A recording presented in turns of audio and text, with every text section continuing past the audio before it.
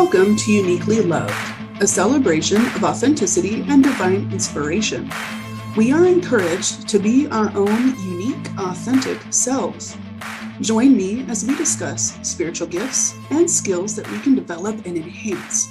Speak with amazing people using their skills in a variety of ways, and explore the different ways to connect to the wonders of the universe.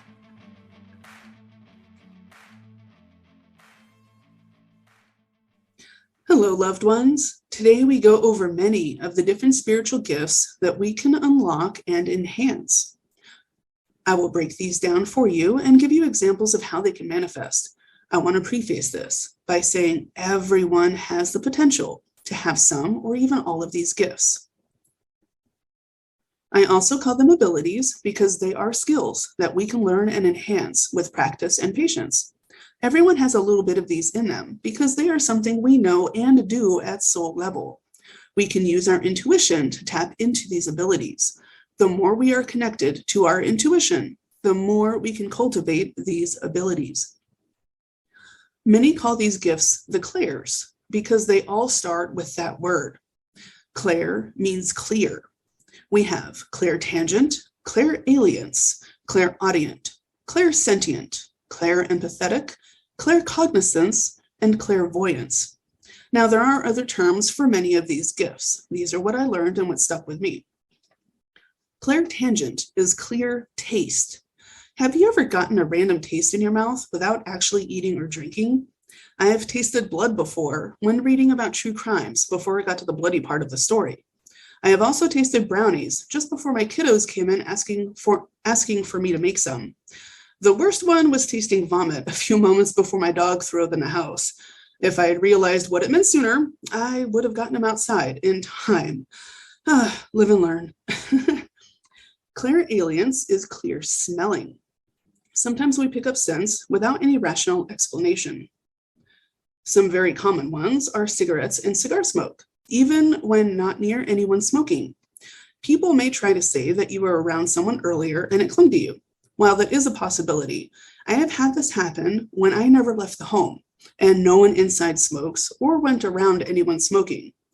Other common scents can be flowers, perfumes, desserts, breads, incense, wood, grass, water, and more. Often these scents are indicators that a loved one who has passed on is near you and wants to offer comfort or support. Other times it is an effort to get our attention.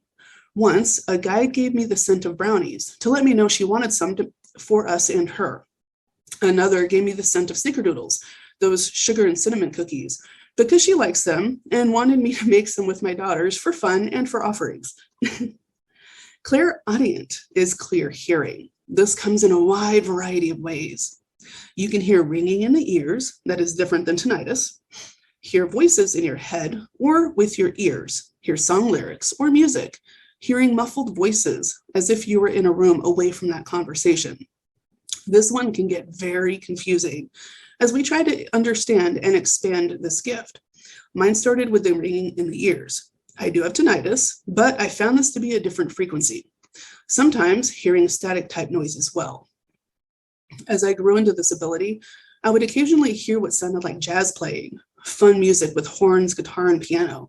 And then I would realize I could hear my guides within my own mind. It sounded like my own internal voice, but I could tell it wasn't, as the info I was getting wasn't anything I knew about. It was more conversational. That was cool and confusing until I got the hang of it.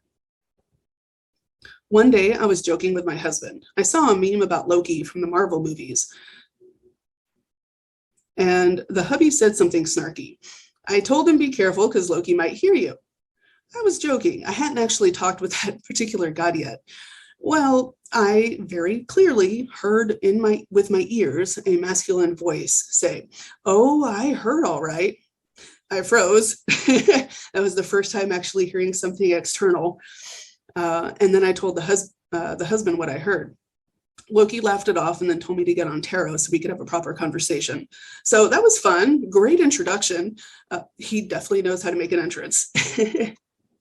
It can get interesting. Clairsentience is clear sensing or clear feeling. This often gets confused with clairempathy, which we will go over next. Clairsentience is getting psychic information through emotions and energies.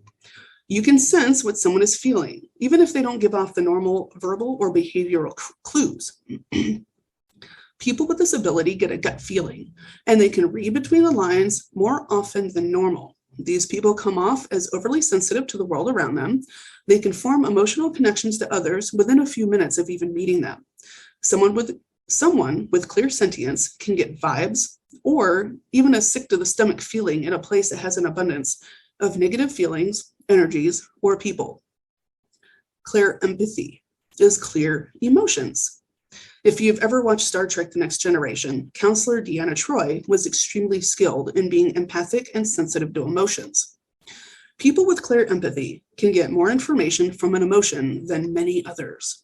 They can even literally feel someone else's emotions within them without them expressing it verbally. People with this ability can actually feel the emotions from reading a story. It doesn't matter if it's fiction or nonfiction. It goes off what the author was feeling when writing. This also leads to appearing overly sensitive to the world around you. This ability tends to come with some clairsentience as well. People with clairempathy can intune information based on the emotions they are feeling.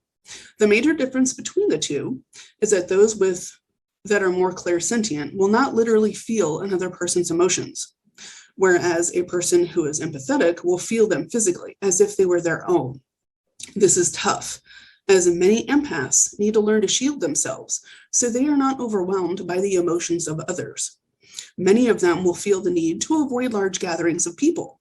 If you or someone you know are overwhelmed with certain global or local events, you may be experiencing an empathetic response. Claircognizance is clear knowing. Have you ever known something without being told or reading it somewhere? This can come with touching an object and just knowing something about it, about the owner or who made it. It can come with you encountering a specific situation and you just know what is about to happen without knowing why or how you know. This can be thinking about a person right before they message or call you. Many try to expand this kind of ability to play the lottery or other monetary endeavors. Have you ever just finished another person's sentence? Get a flash of insight on a situation or person without really knowing where it came from. These are all examples of claircognizance. The last one is very, very well known, clairvoyance. Many assume this is just a way to tell the future. That is not the only way this ability shows up. Clairvoyance is clear vision or clear seeing. Many will use this when scrying in a crystal ball, a mirror, or even water. Some use this ability when they are doing what is called remote viewing. This ability is to see in your mind's eye or even dream something outside of yourself. It can be in another room or even miles or oceans away. Yes, many can glimpse the future or even past events. Sometimes these glimpses and visions appear as if the people involved are moving about. Other times it can look like you're looking at a picture. The universe also likes to use symbology as well.